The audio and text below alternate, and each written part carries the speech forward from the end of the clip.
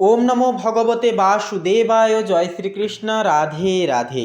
নমস্কার প্রিয় দর্শক বন্ধুগণ, কন্যা রাশি তথা কন্যা লগ্ন অনুসারে এই আগত 2026 সালের অর্থাৎ এই চলরত 2026 সালের আগত ফেব্রুয়ারি মাসটি কন্যা লগ্নের জাতক জাতিকাদের ঠিক কেমনভাবে কাটবে, কোন কোন প্ল্যানেট আপনাদের কোন কোন ক্ষেত্র সমন্বয়গুলিতে বসবেন বা অবস্থান করবেন, যার কারণে একান্তই আপনাদেরকে লাভের মুখ পরিহার পরিদর্শন করিয়ে চলবে, তা প্রত্যেকটা বিষয় জুড়ে কিন্তু আজকের এই পর্বে আমরা গুরুতরভাবে আলোচনা করব। তাই আমাদের সঙ্গে থাকুন। অবশ্যই সম্পূর্ণ আপডেটটি নিম্নলিখিত শুরু থেকে শেষ পর্যন্ত অবশ্যই আপনারা দেখবেন।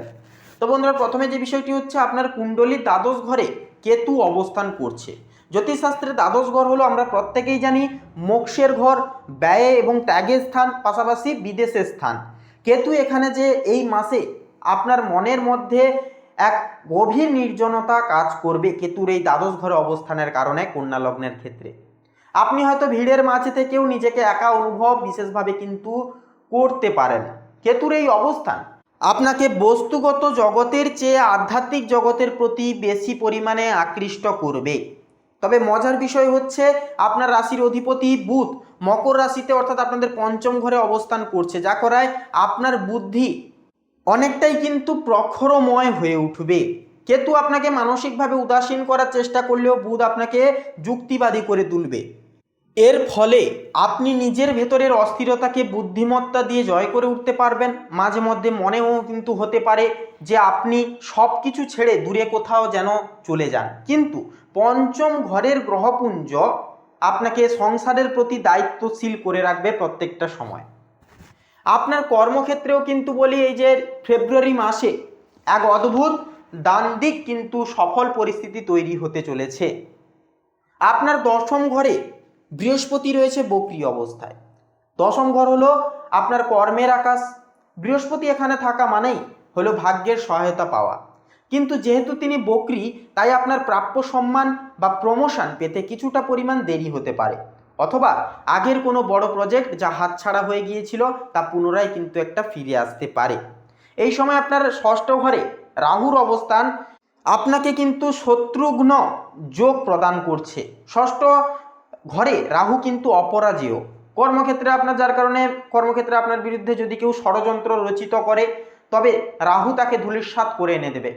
বৃহস্পতির প্রজ্ঞা এবং রাহুর যে চাতুর্য, দুই মিলে আপনাকে এমন এক উচ্চতায় নিয়ে যাবে যে আপনার প্রতিযোগীরা আপনার কাছে অর্থাৎ ধারে কাছেও কিন্তু পৌঁছে যেতে পারবে না বা পৌঁছতে পারবে না।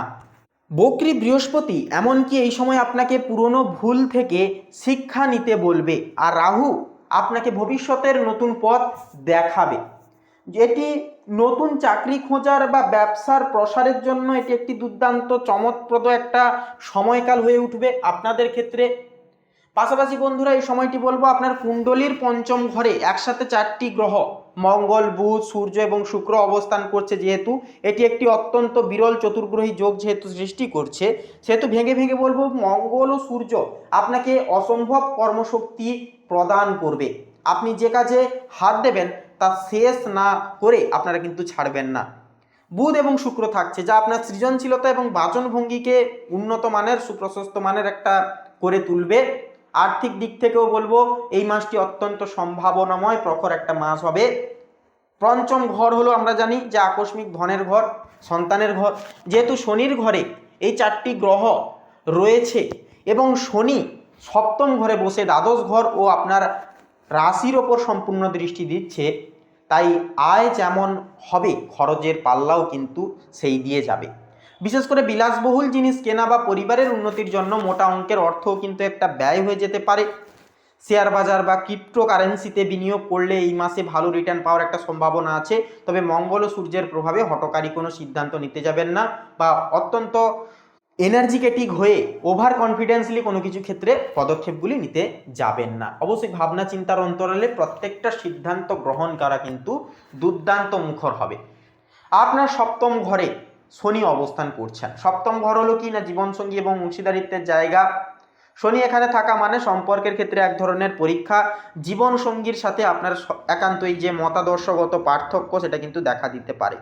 শনি চাইবে আপনি ধৈর্য ধরুন এবং সম্পর্কের গভীরে দিয়ে সমস্যাগুলির সমাধান করুন। আবার দ্বাদশ ঘরের কেতু পরিবারের বড়দের সাথে দূরত্ব একটা তৈরি করতে পারে। কিন্তু এখানে রক্ষা কবচ হিসেবে কাজ করছে পঞ্চম ঘরের শুক্র। শুক্রের প্রভাবে দাম্পত্য জীবনে রোম্যান্স বজায় থাকবে এবং কোনো বিবাদ হলে তা আপনি আপনার মিষ্টি কথার মাধ্যমে একান্তই কিন্তু সমস্ত সমস্যা মিটিয়ে ফেলতে পারবেন। সন্তানদের দিক থেকেও কিন্তু কোনো শুভ সংবাদ এই সময়কালে পেতে পারেন এই ফেব্রুয়ারি সময়কালে, কারণ পঞ্চম ঘরটি সন্তানেরও ঘর। তাদের উন্নতিতে আপনার সামাজিক সম্মান প্রতিপত্তি বৃদ্ধি পাবে। এমনকি স্বাস্থ্যের ক্ষেত্রে বলা গেলেও দেখুন, স্বাস্থ্যের ক্ষেত্রেও কিন্তু বলি এই মাসটি অত্যন্ত সতর্কতা দাবি করে। ষষ্ঠ ঘরে রাহু আপনাকে এই রোগ থেকে লড়াই করার ক্ষমতা দিলেও পঞ্চম ঘরে মঙ্গল ও সূর্যের সমাবেশ পেটের সমস্যা, পিত্তজনিত রোগ বা রক্তচাপ বাড়াতে পারে। শনি সপ্তম ঘরে থাকায় আপনার যে হাঁটু বা জয়েন্টে একটা কিন্তু ব্যথা দেখা দিতে পারে। নিয়মিত বলবো একটা প্রাণায়াম, অবশ্যই আপনার যদি নিয়মিত প্রত্যেক দিন ভোরে প্রাণায়াম এবং ধ্যান যদি করেন সেটি কিন্তু দুর্দান্ত ফলদায়ক হবে, কারণ দ্বাদশ ঘরের কেতু আপনার মানসিক দুশ্চিন্তাকে বাড়িয়ে ঘুমের ব্যাঘাত ঘটাতে পারে। শরীরকে বিষমুক্ত রাখতে বেশি করে জল পান করুন এবং বাইরের খাবারকে এড়িয়ে চলুন।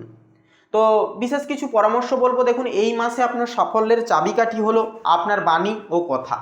বুধ ও শুক্রের প্রভাবে আপনার কথা মানুষকে মুগ্ধ করবে, কিন্তু মঙ্গল ও সূর্যের প্রভাবে আপনি মাঝে মধ্যে কঠোর শব্দ ব্যবহার করে ফেলতে পারেন। যদি আপনি নিজের রাগকে নিয়ন্ত্রণ করতে পারেন, তবে এই ফেব্রুয়ারি মাসটি আপনার জীবনের অন্যতম সফল হওয়ার মাসে পরিণত হবে। ষষ্ঠ ঘরে রাহু আপনাকে জয়ী করবেই, শুধু আপনাকে বৃহস্পতির মতো ধৈর্যশীল হতে হবে। তো বন্ধুরা, আপনাদের অর্থাৎ কন্যা লগ্নের ক্ষেত্রে বলি, এই যে ফেব্রুয়ারি সময়কাল, এই সময়কালে কিন্তু আপনাদের যথাযথভাবে উন্নতি সাধন করতে আপনাদের লক্ষ্য করা যাবে। তবে যে বিষয়টিকে আপনাদেরকে একটু নজরে রেখে চলতে হবে সেটি হচ্ছে আপনাদের ক্ষেত্রে যে আপনাদের নিজস্ব যে প্রতিভাগুলি রয়েছে, অবশ্যই প্রতিভাগুলিকে কাজে লাগিয়ে কিন্তু বিশেষ কিছু করে তুলতে বা করে দেখাতে কিন্তু অবশ্যই পারবেন। যে কোনো কাজে স্বতঃস্ফূর্ততা আপনারা কিন্তু আভিজাত্য করতে পারবেন, অবশ্যই একটা পজিটিভ ফলাফলও কিন্তু পাবেন। সেক্ষেত্রে সন্তানদের দিক থেকে, বন্ধু বান্ধবদের দিক থেকে একটা প্র্যাকটিক্যালি একটা সহযোগিতার হাতও কিন্তু পেয়ে যেতে পারবেন। এমনকি এই সময় একটু চেষ্টা করবেন আপনাদের যে পার্টনার রয়েছে, পার্টনার বা জীবনসঙ্গীর একটু যে কথাগুলো অবশ্যই মানার চেষ্টা করবেন বা মান্যতা করার চেষ্টা করবেন। এটা একটা দুর্দান্ত ফলদায়ী বিশেষ জিনিস হয়ে উঠবে আপনাদের ক্ষেত্রে।